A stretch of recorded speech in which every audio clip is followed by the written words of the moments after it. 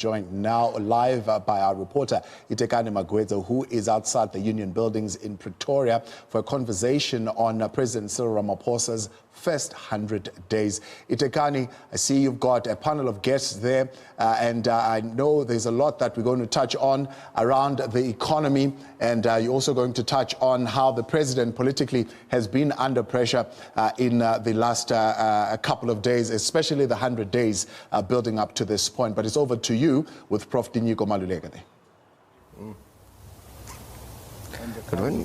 Good afternoon to you, and good afternoon to our viewers. Of course, this is the second day of spring, but beyond that, it marks 100 days of office for President Cyril Ramaphosa. And as you rightly said, we are going to be discussing that. I'm joined by two gentlemen, Professor Tinyiko Maluleke and Mr. Connie Mulder of the Solidarity Research Institute. Gentlemen, thank you for joining us on Newzroom Africa. Thank you for having us. It's a pleasure. Great. Professor, let's just jump right into it. I'll start with you, and maybe the pertinent question for me would be, is it asking a lot to want to see a huge change in the economy since the president came in 100 days? Is it realistic to want to see a huge change in the economy? I think it's realistic. I think it is to be expected. You know, as Bill Clinton taught us many years ago, it's the economy, stupid. So nothing that this president says or does, either now or afterwards, will matter if he doesn't help fix the economy. Unless the economy works, there is no other magic for him to perform. Because if the economy works, then we know that we will get out of the trouble we are in with employment, we'll get out of the trouble we are in with hunger, we'll get out of the trouble we are in terms of our exports and so on. So I think it's a fair thing to expect, and unfortunately, this is one area where he hasn't done very well so far.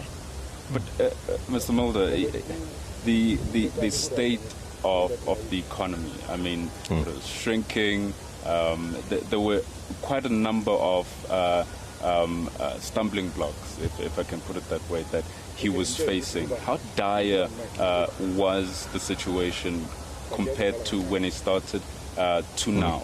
Well, it was less dire than it is now. It's a bit of a misnomer to say that it's President Ramaphosa's first 100 days. He's been president for 594 days since February 2018 with the full executive power of the presidency. And there wasn't a lot of doubt that the ANC was going to win this election. So it's realistically one presidency that we've seen. In this time, President Ramaphosa has seen 5 quarters of shrinkage in gross fixed capital formation. We've seen unemployment at 29% on the narrow definition and 38.5% on the broad definition. And we've seen manufacturing and mining shrink by 10% and 8% respectively. So I concur with Professor Klingane. The economy is in dire straits, combined with the fact that we had irregular expenditure in municipalities that went to 24 billion, and then in SOEs 27 billion. You had SAA, SA Express, and several other SOEs not even having financial statements the last 17 months because they're not a going concern. So South Africa is in deep trouble. The thing that should be worrying us is we've got a president that seems to be fighting for his own survival instead of governing the country and trying to fix the economy. And this factionalism has sort of paralyzed the ANC, which means we've basically seen not a lot of decisions being made, hard decisions, which is necessary to get this economy growing. If we look at the business case of Spain, which also had 20% unemployment in 2013, 28% around, they cut that by 14%. They dropped on the ease of doing business index from in the 80s to 32nd by simply just saying we need to aggressively start getting foreign investment and we need to aggressively deregulate. Our president has escalated policies like expropriation without compensation and minimum wage, as well as now the NHI that scares off foreign investors, and there's no domestic counterpart that's facilitating growth. So we're sort of stuck in this weird situation where we're on our way to a downgrade, and we've got no way out of this unless we start making drastic reforms.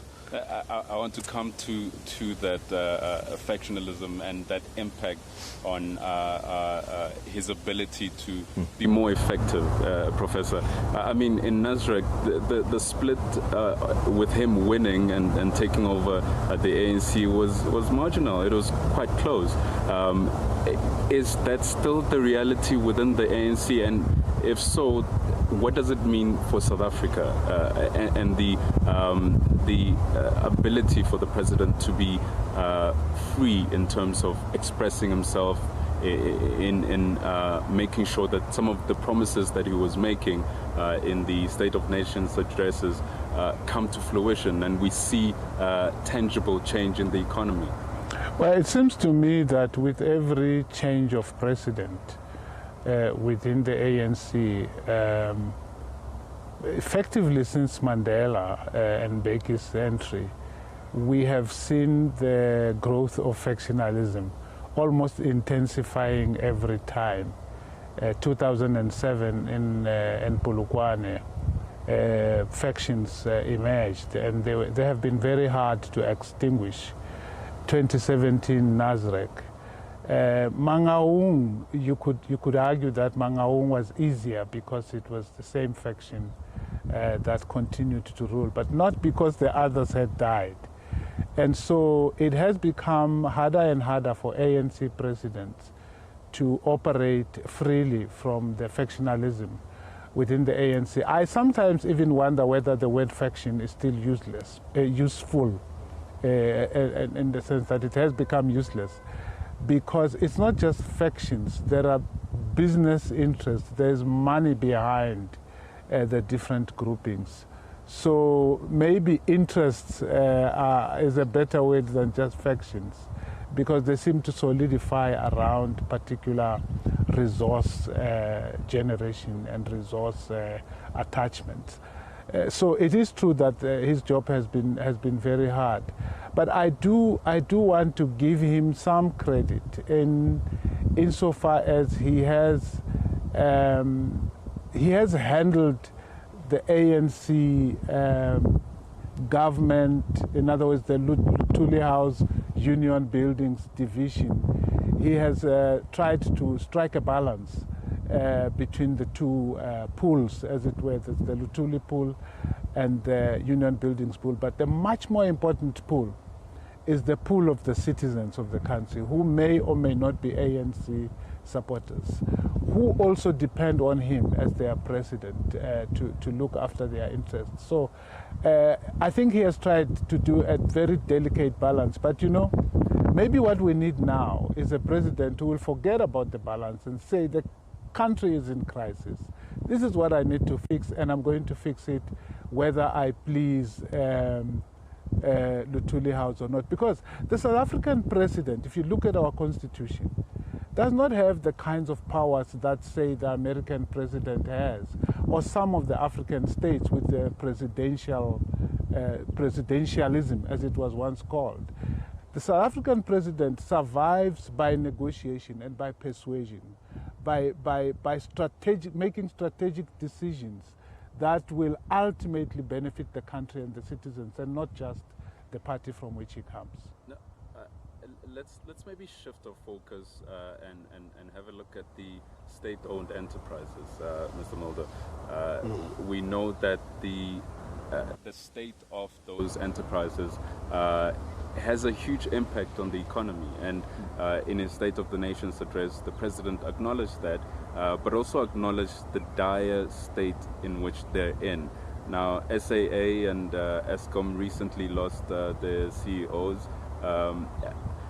How impactful has that been to the strides by the president to try and turn those two specifically SOEs around? So SOEs are sort of the bastard child of the South African economy. They're never featured when the government does their budgets. They sort of exclude them from the debt, but it's one of the main risks to the sovereign is Eskom and now SAA. And President Ramaphosa, when he started, went in with a Newzroom sort of methodology and appointed new CEOs, new boards. And there was a lot of hope and optimism that finally we can get out of the doldrums of state capture, and we can get out of this and sweep clean. And now a year later, unfortunately, That seems to not have materialized. Eskom posted a 20 billion rand loss. SA has still not posted financial statements. SA Express was grounded for 2-3 days because they couldn't pay AXA. We can continue, which gives the impression that you might have new faces, but it's the same old business and the same old enterprise, especially if you look at the SABC, who now says they need 3.2 billion rand to continue. The question we need to ask is, do we have a president that's willing to make the hard decisions, that says we cannot continue funding these indefinitely? It's just not possible. We've put the fiscus into crisis.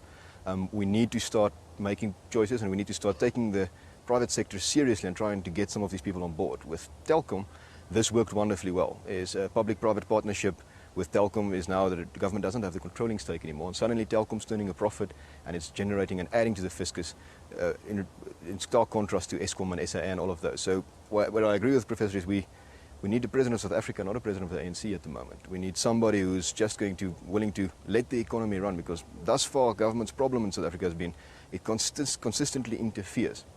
And all of these regulatory burdens would work if we were the only economy in the world, but we're competing against Mauritius, we're competing against other African countries that are growing at 5% or more, and businesses are just simply shifting there, and that means foreign investment is going out, whereas we have the infrastructure, we have everything to be a powerhouse. We just need to get out of the way and let the economy go. Now, apart from that, apart from that weakness that draws down SOEs, corruption, Professor, has been a big problem for SOEs and the growth and the progress of SOEs. The president coming in, we've heard him speak a number of times of how he was going to make sure that corruption and state capture were swept away. Is there tangible evidence that he's moving towards that in sweeping clean of SOEs? You know, part of the problem that President Ramaphosa has had is that the institutions, key institutions, have been so damaged and so much looted for so long that in some instances he's starting from nothing, really. And we have to demand of him to do better because he is our president. But I think we also recognize that he arrived at a time when there has been so much looting, especially the using of the SOEs as the milking cows for the looting and the corruption that has been going on in the country, including SARS, if you want to extend it. So he has arrived at a very, very bad time. And for that reason, corruption is something that he needs to do more about than he has done so far. Because if nothing is done now by this president around corruption, then corruption is going to become part of the culture, part of the way we are, part of the South African way. And my fear is that once we reach that state where we even look for words to clean it up, not to call it corruption, to find other ways of describing it, I fear that if this president, this is our last hope president as far as stemming the tide is concerned. If not, we are going to continue along these ways.